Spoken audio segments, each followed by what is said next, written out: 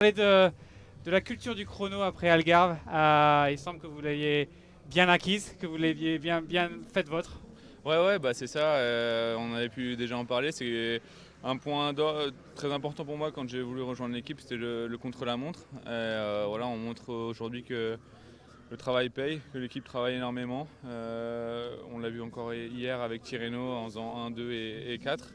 Je pense que voilà, ça fait vraiment du bien à l'équipe aussi de montrer que même sur les chronos par équipe, on arrive à être à l'avant. Vous étiez déjà très bon en chrono avant. Du coup, une question, est-ce que vous aviez un peu peur quand même quand vous étiez tous les deux seulement avec Oscar à la fin?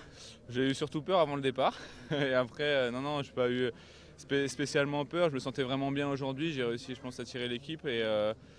Et voilà, je pense qu'on a eu un peu chaud avec Oscar quand on a commencé à perdre la roue de Joshua. Et voilà, on a réussi à rectifier le tir et j'ai essayé de finir le plus rapidement possible. Et je pense que ça a payé parce que pour 2 secondes, je pense que c'était vraiment très, très, très proche. Comment on voit la suite avec des étapes difficiles et une météo difficile aussi? Ouais, bah, je pense que voilà, on est arrivé vraiment dans le vrai Paris-Nice. Et bon, je pense que pour moi, les mauvaises conditions ne sont pas quelque chose qui vont vraiment me déranger, presque plus m'avantager.